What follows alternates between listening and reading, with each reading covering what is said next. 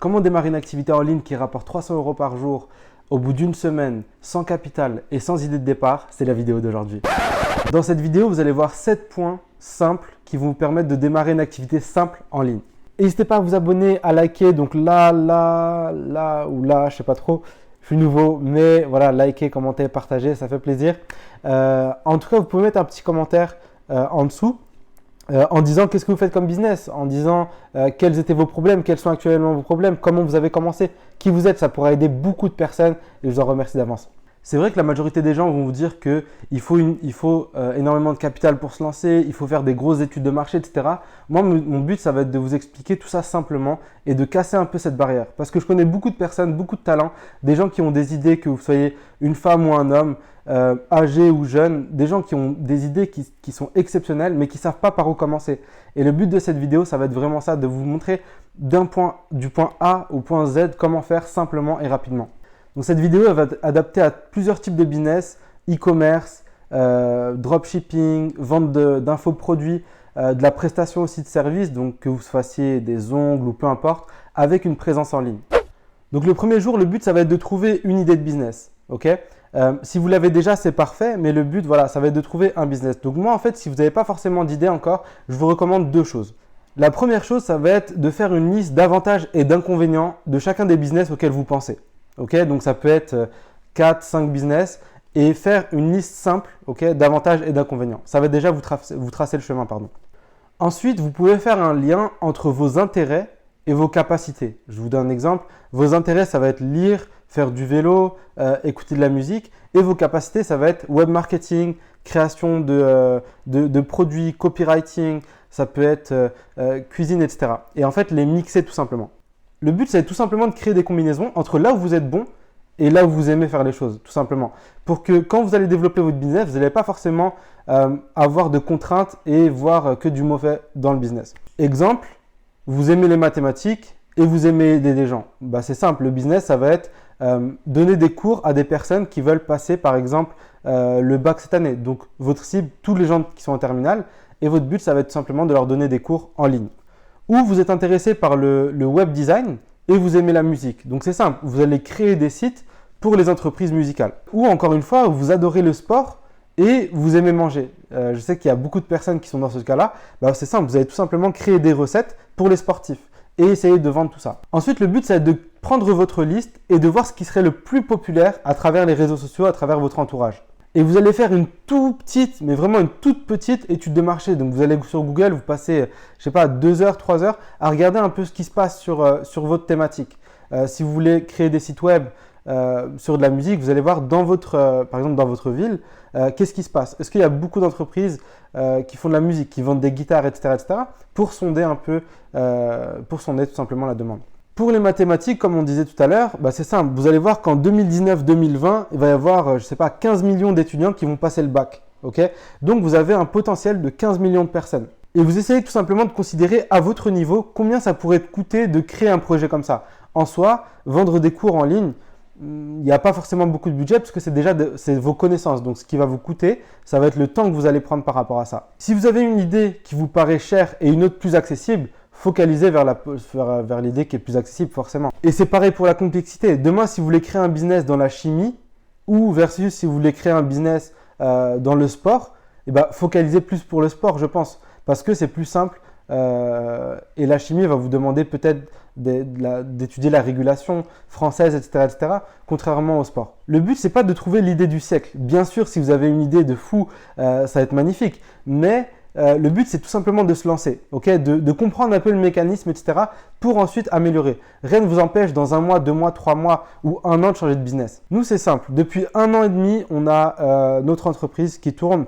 On a commencé tout simplement comme la plupart des personnes, on a pris une formation en ligne, une formation sur comment vendre des produits en e-commerce. On n'avait aucune compétence là-dedans. Moi, je pensais que Facebook, c'était juste pour les grandes entreprises. Je ne savais pas faire un site web, etc. Mais on a appris. Et petit à petit, on a dégagé des beaux revenus on a fini par faire des journées à 15 000, 20 000 euros. Donc ça, c'est énorme. Je parle en journée. On a dépassé le million de chiffre d'affaires sur 1 an et demi. Ça, c'est fou, mais ça a demandé beaucoup de travail. Il n'y a rien qui est arrivé tout seul, mais on s'est formé petit à petit. Au début, on était sur du dropshipping. Maintenant, on fait du consulting. Donc, on accompagne les personnes à faire ce qu'on fait tout simplement. On accompagne les gens qui veulent vendre des biens. On accompagne les entreprises. On accompagne les gens qui veulent quitter leur travail et se focus sur du e-commerce.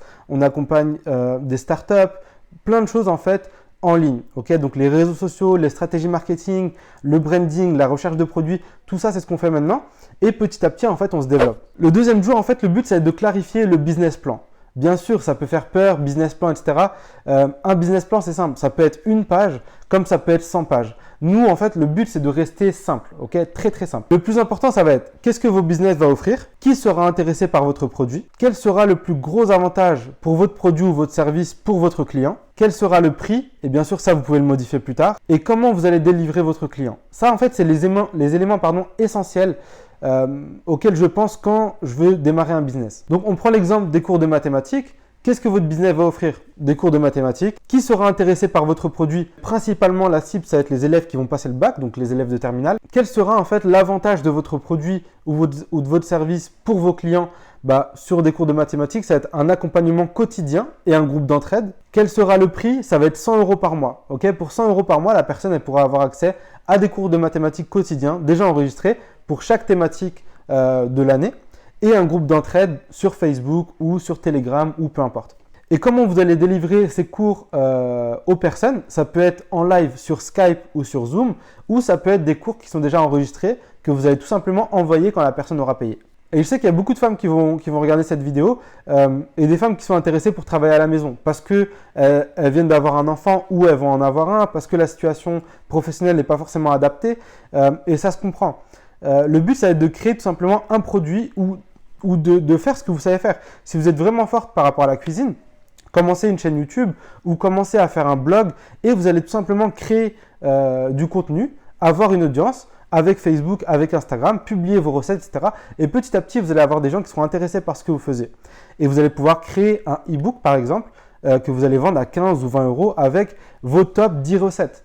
Et ça va vous permettre de vivre. Okay, au début, ça va pas forcément faire 1 000 € par jour ou 300 € par jour. Mais petit à petit, vous allez vous construire une audience et petit à petit, vous allez avoir vos clients. Okay, donc d'un simple e-book que vous allez vendre, mes top 10 recettes, vous allez pouvoir vendre derrière des coachings, des accompagnements personnalisés sur la cuisine, vous allez pouvoir faire des lives. Si vous voulez travailler que entre femmes, c'est parfait. Enfin, il y a plein d'idées que vous pouvez mettre en place. Le but, en fait, c'est de vraiment savoir comment votre produit va aider vos clients. Exemple pour les mathématiques encore, la méthode antiscolaire pour réussir le bac 2020. Okay, ça pourrait être le nom de votre produit. Et ça pourrait capter l'attention de beaucoup de personnes. Pour mettre en place un tarif, le but, ça va être d'aller voir un peu ce qui se passe chez la concurrence. Donc, si vous voyez que votre concurrence applique des prix à 100 €, 200 € par cours, essayez de diminuer un peu, essayez d'offrir vos cours à 80 €, 70 € au début pour prendre confiance en vous, avoir des clients et ensuite, quand vous aurez confiance en vous, augmenter. On a commencé notre activité de consulting, donc d'accompagnement sur des projets. Et on a commencé très bas, nos prix étaient très bas. Mais au fil du temps, voilà, on avait des clients, on a donné du résultat, on avait des témoignages, les gens étaient contents. Donc, au fur et à mesure, on a augmenté nos tarifs. Mais au début, on n'avait pas forcément confiance en nous. Moi, je sais qu'au début, quand j'annonçais mon tarif, j'avais un peu peur parce que je me disais, ouais, mais c'est peut-être trop cher, etc. Mais c'est normal au début. Mais après, en fait, j'ai pris confiance en moi, j'ai vu le résultat que je donnais aux gens. Je connaissais ma valeur tout simplement. Donc, ça m'a permis de proposer mon prix tout simplement plus cher. Donc vous aussi, vous allez pouvoir faire ça. Commencez bas, prenez confiance en vous et augmentez petit à petit les prix. Si vous êtes à l'aise avec votre prix et que vous savez que ce que vous donnez, c'est parfait, et appliquez directement des prix qui sont hauts, mais justifiez-les. Pour que les gens vous contactent, vous pouvez utiliser un logiciel qui s'appelle Calendly.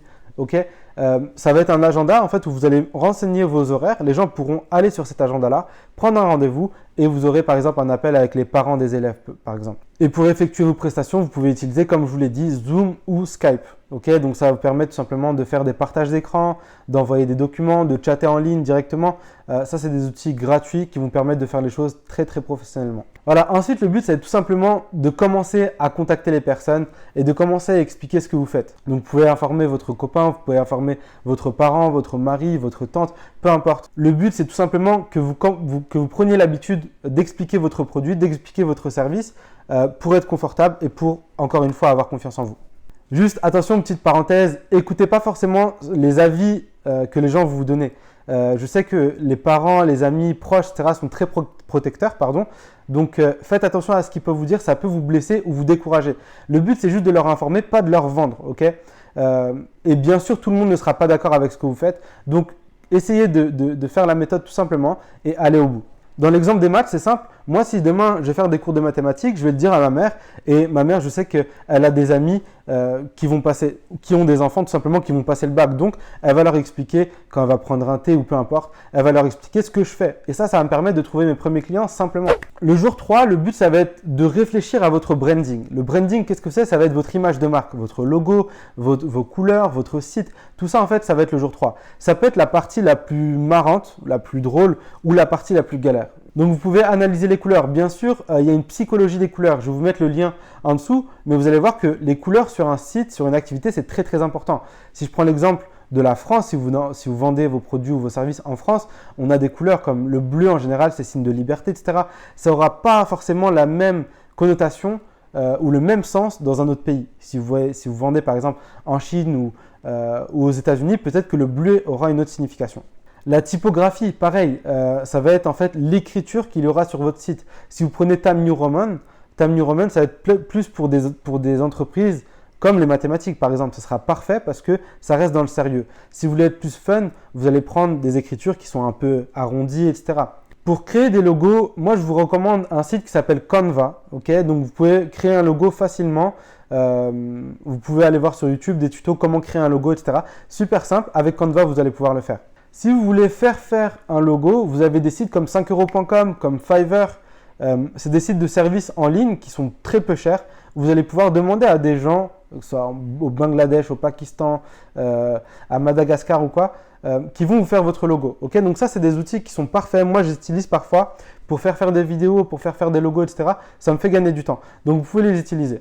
Et là encore, vous pouvez tout simplement expliquer ce que vous faites à vos amis, à vos potes sur Facebook ou peu importe, et leur donner en fait les différents logos auxquels vous pensez. Si vous pensez que si vous hésitez entre deux logos, vous allez publier sur Facebook ou le dire en face à face à votre ami, à votre copine ou peu importe, lequel elle préfère. Moi, ça m'arrive souvent.